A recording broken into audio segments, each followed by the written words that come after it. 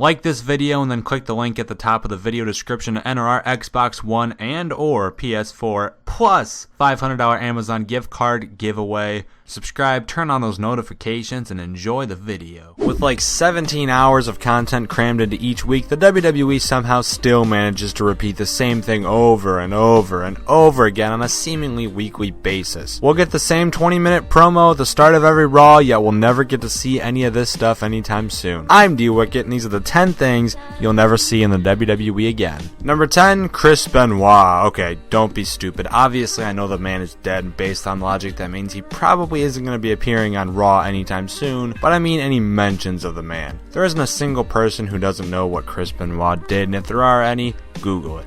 Fans are split over whether or not his fantastic grappling ability would constitute him as deserving of a Hall of Fame spot or not, but no matter what fans want to believe, WWE higher-ups will never let it happen. Great technical wrestling ability will never outweigh the murdering of an entire family, and honestly, you can't blame WWE. Got Heyman! Sharpshooter! Chris? Okay, chill. You're probably a little hungry right about now. Number 9, Punjabi prison matches. Oh, you didn't see this coming, and what an awful idea this was. The Great Khali was an Indian giant, and to help put him over, WWE did what they do for all of their biggest stars and gave him his own match type, that being the Punjabi prison double cage made of bamboo. Hey now, that's kinda racist. All of these matches were fairly monotonous, and hey, fun fact, the first one didn't even include the Great Khali. Wow, that is stupid.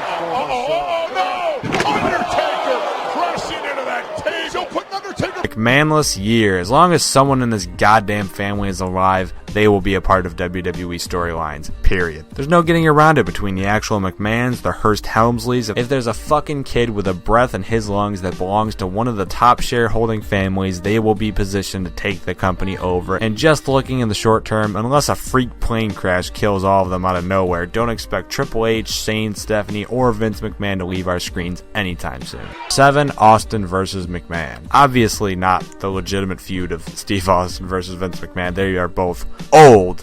But what I mean is that we'll never see the underdog hero versus corrupt authority figure done correctly again. Trust me, we'll see it again. We'll see it every couple of years, if not every single one. We just saw the damn thing with Roman Reigns versus the Authority, but we'll never see it done properly again. We'll never see the real Austin versus McMahon feud again the way the first one was, and that's just the reason why. Austin versus McMahon was the first of its kind, an original, never been done before. It was distinct. I said it's time for you to get on your knees. What?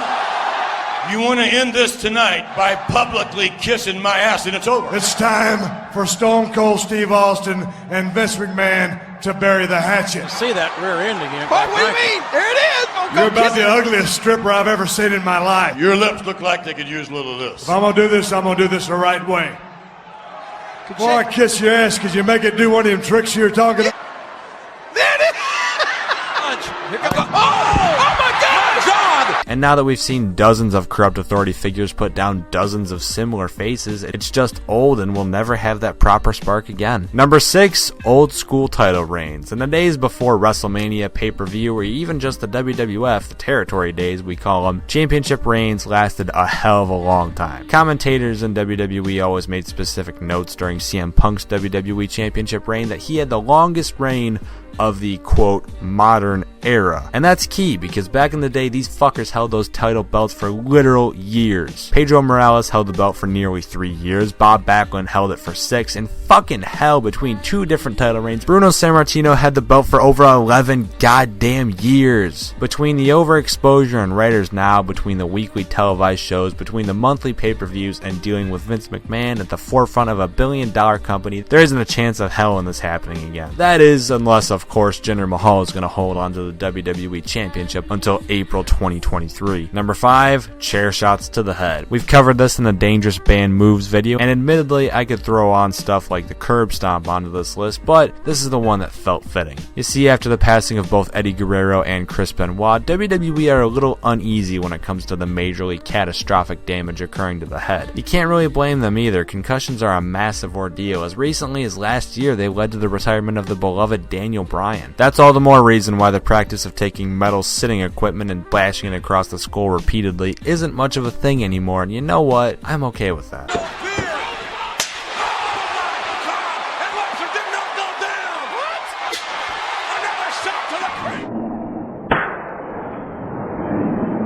Number 4, death angles. People die for real, and that's about where the idea of a death angle loses any possibility of credibility. Yet, somehow we've seen it before, and not only have we seen people die on screen, we saw Vince McFucking-Man die on screen. That's right, folks. The billionaire genius winner of the Monday Night Wars, head advisor and overseer of the landscape that is the WWE, once blew himself up for fun and profit. Well, considering how that last one ended up, Chris Benoit's real life death and all, I really don't see this one being brought back anytime soon.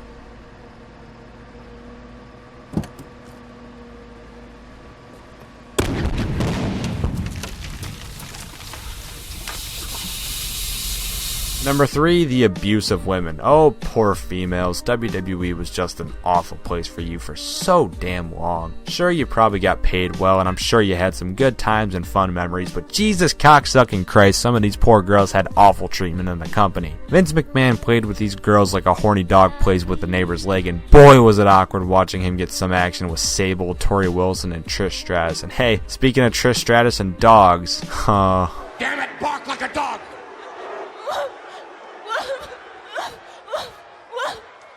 Number 2, hardcore. I have that word in quotes. You can't see it, probably. I hope you can't see it. But by hardcore, I mean the idea of real hardcore, quotation mark. Go back and watch ECW. Watch these fuckers fly from the rafters through a pair of flaming tables and tear their bicep open only to continue the goddamn match. Sabu, what is wrong with you? That is true hardcore. The hardcore title was hardly hardcore. WWE's version of ECW was definitely not hardcore. And the Lunatic Fringe hasn't been hardcore since his name was John Moxley.